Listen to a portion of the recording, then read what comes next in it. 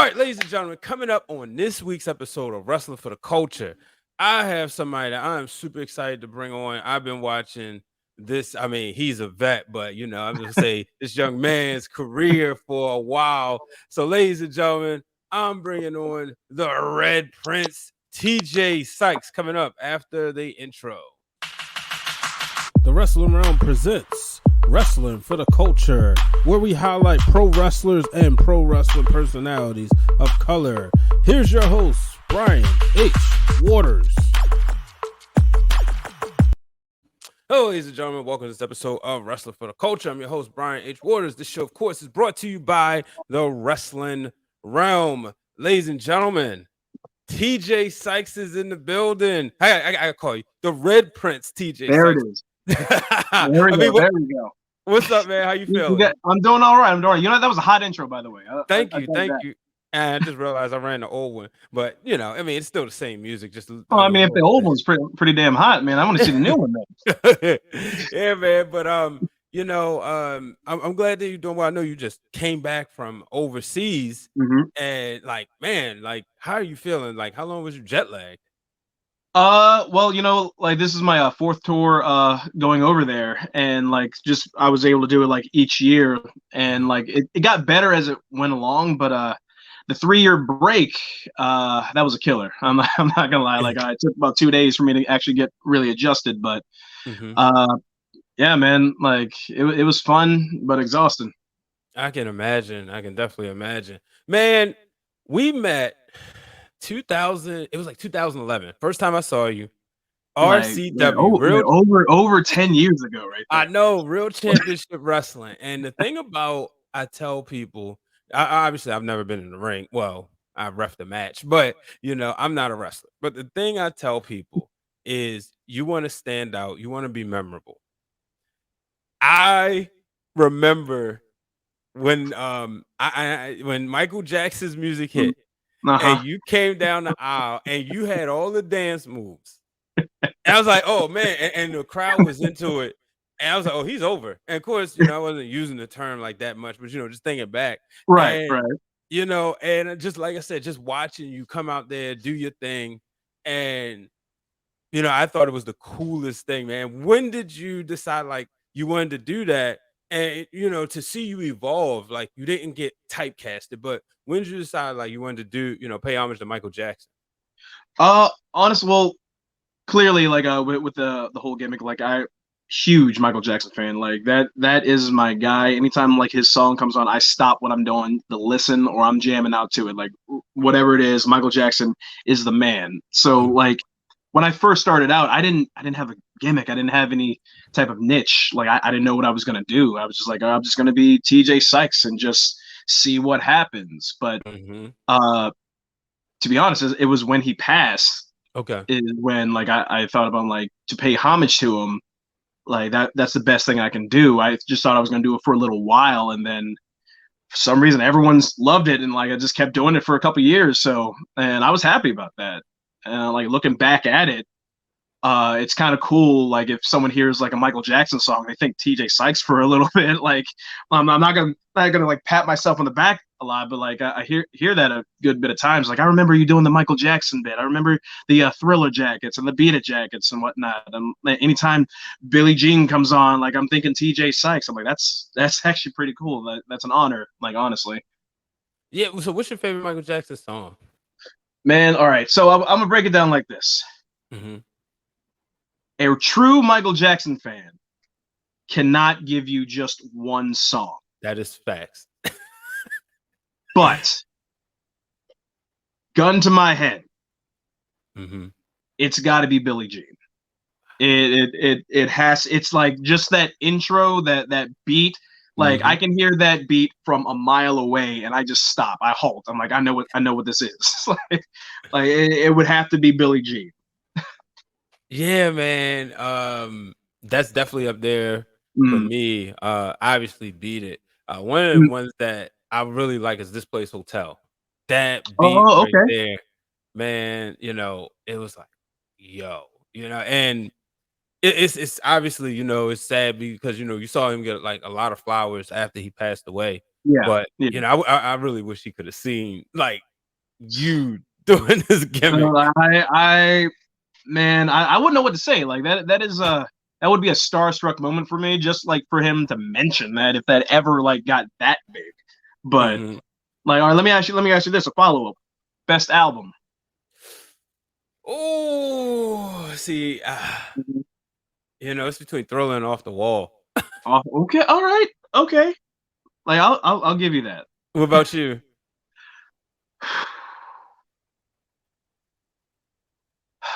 Once again, it's that true Michael Jackson thing, but like gun to my head, I gotta go Invincible. Like That's another one. that is not like I'm not saying like any of his songs are like that, but like that whole album, Mhm. no song lacks. No song lacks. Like every single one, I can put that on repeat. Like that album was probably number one for me. Like next to Thriller. Yeah. Yeah. Yeah, you know, it's funny because I mean, I always enjoy talking Michael Jackson, Oh and yeah. it's definitely cool to be able to talk about it with you know, because like I said, just you know, it was one of the things that just stood out, and I knew like you were committed to it. It wasn't, you know, you could tell when somebody like, all right, they seen a Michael Jackson video here and there, and they do a Hmm. couple of things. It's imitation, but then to see like your full commitment to the gimmick, you know what I Hmm. mean? And you really didn't have to work that night because you already had the crowd going. Yeah. Um, you know, but now as you, like, evolved in your career, when did you, like, kinda dial it back a little bit? There was a point when I was working for Eastern Wrestling Alliance in Baltimore that it it just felt as though like there was a weird shift. It was honestly it was just one of those things where I just woke up and just thought it might be time because Mhm. I didn't want it to get stale and I didn't want like just like that to kind of just go downhill and I'm just kind of like keep beating the dead horse, you know, like I wanted it to be at the level that it was and just keep that memory of it. Mhm. And so it was just I like had this weird transitioning phase, like I still didn't know where I wanted to go Yeah. with that, but I still in so many ways wanted to still kind of pay homage to him like Mhm. somehow. Yeah. That's dope, man, like, you know, and I remember, like, it was, what was it? I wanna say it was one of the Shamrock Cups. I hadn't seen you in years, you know, and obviously, you know, social media, I had moved and came back, but it was like I watched you, like, evolve, and I seen the shift of confidence, like, Uh-huh. in your eyes, and we wasn't even, like, this was like as soon as I got to the building, I just saw it. Like, Right. so you know, I definitely wanted to give you, give you your respect and your props on that, man. And see, you know, these are props. Speaking of props, these are collector's items, you know. I But like you, those. I huh? like them. I Thank like you, those. thank you. You know, as a fan, I always like having belts, and you know, some people try to say, "Oh, you ain't a worker." Look, Jeff Jarrett said it was cool, so I'm good. Mhm. But you Yeah. you know, you on the other hand Man, like we're all fans. right. Like I didn't start off a wrestler. I started off as a fan. I continue to be a fan. I'm a fan of professional wrestling. Like when it Mhm. all comes down to it. So like I'll never stop being a fan, no matter what the rules are nowadays. Like I love it. So Yeah, and, you know, I wanna talk about your championships, man. So, well, first, let's go to the first one, right? What was the okay. first title you won, and what was that feeling like? I've heard so many people say, like, I don't use the F word, right? I don't have the Mhm. license to. You do, you know, by all means. I don't have the Mhm. license to use it because 'cause I'm not a wrestler. But I've heard people say, you know, I heard Kevin Nash say, like, that first world championship, that's the realest moment. Mhm. Mhm. Can you talk about your first championship win?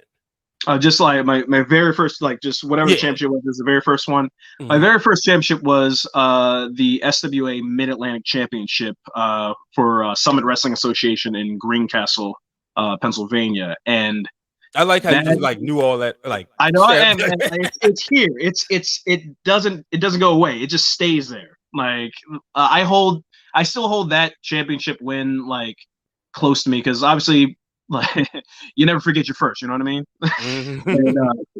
like that night was obviously like so many emotions like running through me because like I never thought that I would get that far. I never like saw myself winning a championship. I know I always dreamt it, but Mhm. like to actually have it in my hands, to actually have that moment, honest, like words really can't describe it. But I will say, like on top of that, it was an emotional night because that I also had to dedicate that win to my grandfather who passed just a week later. So like that during that championship run, like every match I just dedicated to him. So like that's another reason why that title is just means the world to me. Now, going in, like, how soon did you know you were going over, if you don't mind me asking? Day of, day Do of, do they promoters do wanted. that on purpose? Oh my god, man! Like they wanted. Like I knew that they wanted to eventually, Mhm. but like I just kept. I was just on this weird up and down streak, so I didn't really know what was gonna happen. But it was day of. They were gonna do it and kind of rib me like right before it came out the curtain. Like once we came up with everything or however everything was gonna go, but they decided to tell me once I got to the building, like, hey, it's your time. So I was absolutely nervous. Yeah. Now that's the thing, right? So, well, obviously you won over 10 titles, right, in your career. When you know you're going over, Mhm, is there a extra emphasis? And the reason why I asked this, I remember watching the Usos talk about mhm, the night they won their first tag titles. mhm. And they said, "Man, when we got to the back and we saw the screen like Usos up." And when I went back and watched it, I could see the hype as they Uh-huh. walked to the ring. Is there like and because people can say, "Oh, you're a belt mark and this, that, and the other," but if you want to be the best at something, you got to weigh the goal. And let's just call Yeah, it for what it is, you know. right. So like when you like on them days, right? Is it like an extra push in the back of your head, in your body, the extra adrenaline when you know like this is my night? Uh, it's like that sometimes. Like there's certain Mhm. nights like where I would win a championship. There, like it's a boost, Mhm. and like other days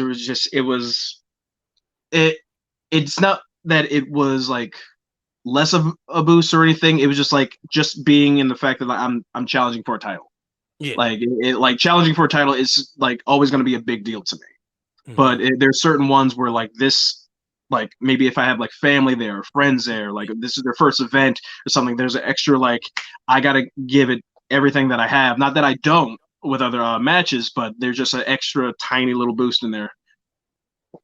Now, what was it like the first time wrestling in front of your family? Whew. Man, jitters. Like absolute jitters, man. Like that. That was probably the. I my very first show that I ever did. Like my mother was there, Mhm. and there was other people there, but I felt as though I was wrestling for her. Like she was the only one that I saw like throughout the entire building, and it was weird because like thinking about it, was like I'm wrestling for one person. Like, but so I just felt her eyes on me the entire time. So I'm like, this is everything that I'm doing is just like directed towards you. Like I'm not worried about anything else. I'm just worried about her. So like I'm like I gotta impress her. Like I gotta show her like this is what I wanted to do.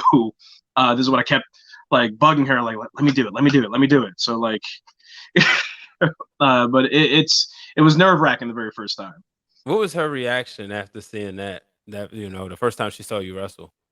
She all right. So I spent the better part of 12 years on a collegiate wrestling team, like from elementary school, middle school, high school, and whatnot. And she never batted an eye. Like she's just Okay. like, this is what happens. But like taking the big bumps and the falls and thrones and all that stuff is way different. And Mm. so she's either having her hands over her eyes, like peeking through, or just like has to get up and kind of like pace back and forth. There's a few videos out there where she sees me like getting twisted up or something like that, and she's like kind of pacing back and forth, like she's trying to coach me on or whatever. But she can handle me getting slammed to the mat in high school more so than being in the ring. So Wow. like, Now, how hard was that transition from collegiate style wrestling to as what we call professional wrestling? uh it was a little bit of an adjustment, but it wasn't that bad because like I after like the first month of training, whatever, like they just told me to forget amateur wrestling right now, put it over Okay. here, and just learn this craft, learn what to do, whatnot, and then we can incorporate the stuff that you had for the past 12 years. So it wasn't. It was just like I was just blank. Like I was just like, oh, I was empty canvas. Like fill it up now. Like what do you got? So it wasn't that big of a transition, I would say. Now let's dial it back a little bit. You've Okay. been a professional wrestling fan your entire life. Yes. What was it like when you decided to do wrestling in school and understanding like you can't come out there like a Macho Man or a Stone Cold Steve Austin? You gotta actually like learn the mat and stuff. How was that transition from a mental standpoint? Okay, so here comes a story here. So first time I did it was middle school. Well, not elementary school, middle school, high school. Okay. Middle school, 6th grade. I see like all these sports and stuff like that you can sign up for. So I see wrestling. All I know is what I see on TV. That's it. Nothing else. There's no Olympics or anything. Nothing. And time frame in the eras of wrestling, are we Attitude Era or New Generation Era? We are Ruthless Aggression Era. Okay. Yeah, Ruthless Aggression Era. Like when I started doing the wrestling, but I've watched Attitude Era and stuff like that. But that's all I know. Mm-hmm. So I sign up, and I'm thinking, all right, I'm gonna come to the auditorium. There's gonna be a ring. There is no ring. There's just this flat, thin mat. And I'm like, okay, do we have to bring out the ring? Do we build it? Like what's going on here? I'm like 11 at this point in time, 11, 12 years old. So that's all I see. And I see the team come out, whatnot, and I'm like one of 6 new recruits to the team. So they're gonna like just throw us into the fire. And I see the people getting slammed left and right, and I'm just kind of standing there. I'm like, I don't know what to do here. And like one of the like the main guys there, he was kind of like the co-captain or whatever. Like he's working with me, and he's like, okay, this how we're gonna lock up like this, get into a stance. I'm like, okay, well, I don't know what to do here. He goes in for a single leg, sweeps my leg up. He's like, what do you do here? So what I know to do there when someone grabs my leg is throw my other leg over and try to aim for the head like an enziguri. And I do that. And I gave it everything I got. And I knocked him out cold. Wow. And I just got up like, did I do good? And like, no, everyone was so pissed off at me. But the other half thought it was funny. Mm-hmm. And they had to give me that crash course in the back, showing me tapes and different things. And I'm like, oh, you could have just kind of started with that. Like you can't just throw me into the fire and expect me to know what to do here. But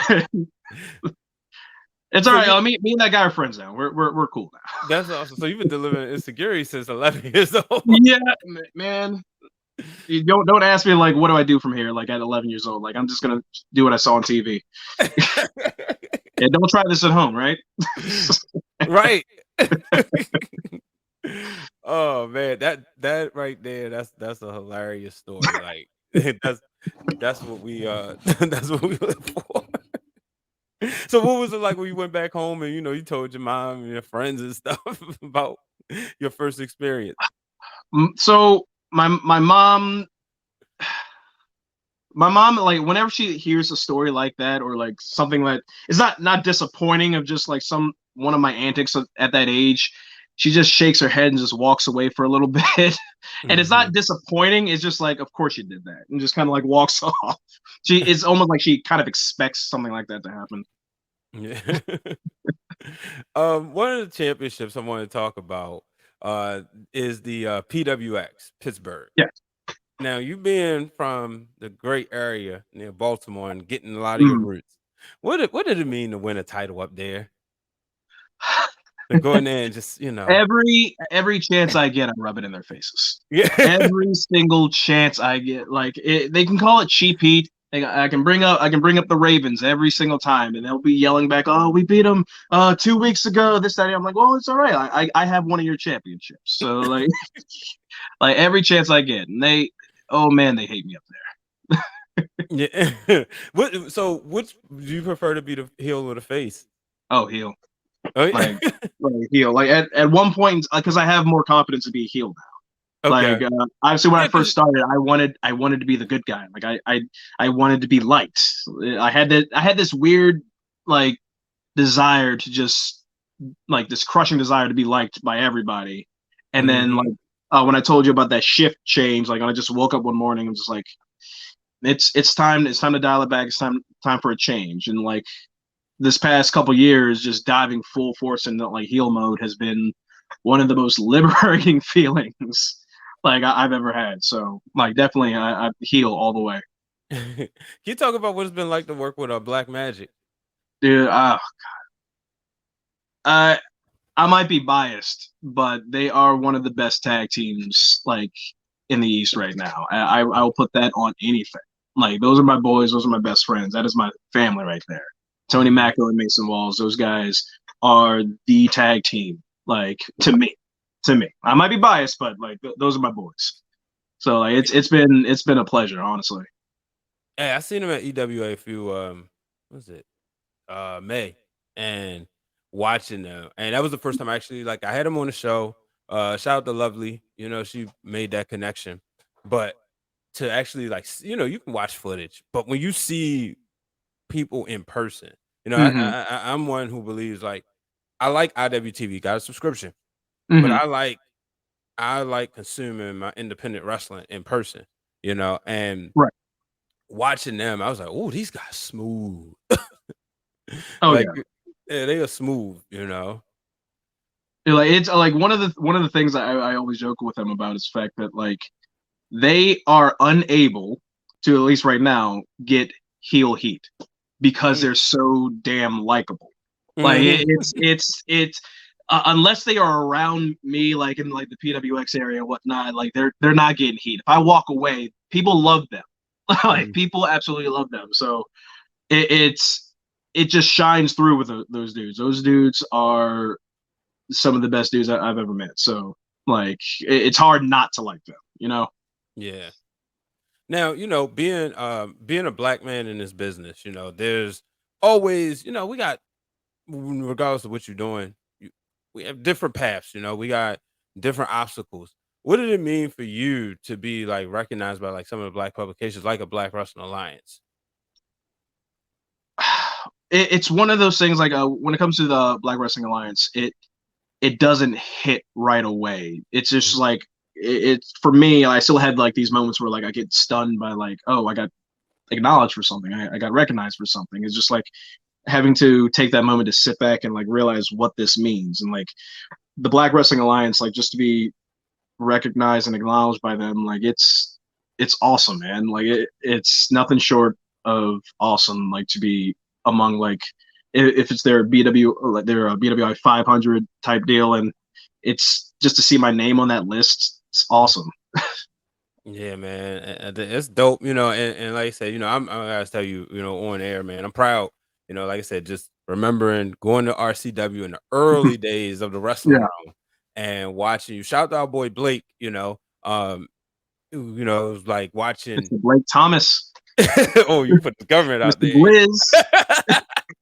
you know, but like, and he would always say, like, because I didn't when I first started going to RCW, I didn't know him yet.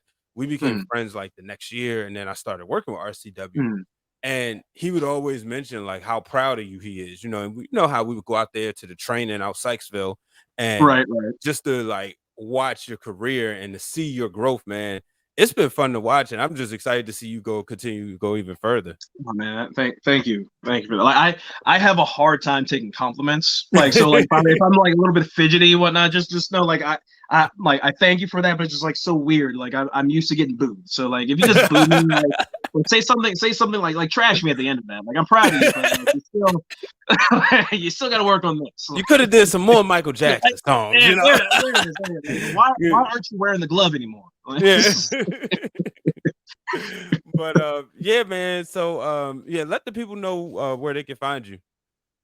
You can find me on social media, Instagram, Twitter, Facebook at Red Prince Sykes. On all the socials, you can find me on July 23rd at Elite Pro Wrestling Alliance in Ridgely, West Virginia, defending the EPWA Heavyweight Championship, which is actually on the other side. Sorry about that. Some weird camera angles. August 6th, you can find me in PWX defending the Pro Wrestling Express World's Championship now in Pittsburgh, Pennsylvania. And you can find me right here at the Wrestling Realm, Wrestling for the Culture. Yeah, you gotta have to get a bigger bag, man, because you keep racking up all these championships. It's just so much, you know. I got one right behind my head, you know. There's a lot. I just keep just so many. And they all look different. I like that they all look different. You know, I understand some promoters might buy, a replica belt from WWE shop and yeah. I don't like talking bad about people, but I hate that. me too. But to see like different belt designs, because like as a person who likes looking at championships, I like to see different independent wrestlers and different independent companies have different championship designs because it makes them unique. It makes it stand out. So, but yeah, TJ, man, definitely appreciate your time. And make sure y'all check out the Red Prince Tjay Sykes. Make sure, follow him on all social media platforms. Keep up with his matches. And yeah, like he wants you to do boom so that he can, make you pay for it. Like, man, make it easier for me. Yeah, he'll win more championships. Keep bringing the gold home, bro. Like, I want to say this, like, thank you for having me on here, man. Like, it's an honor, and I really appreciate it. Like, this means a lot. Thank you. No problem, man. I'm proud of you. All right, ladies and gentlemen, that's it for this week's episode of Wrestling for the Culture. For more episodes or more content from the Wrestling Realm Network, hit the subscribe button down low. Make sure you turn on the bell for notifications. Till the next time, too sweet.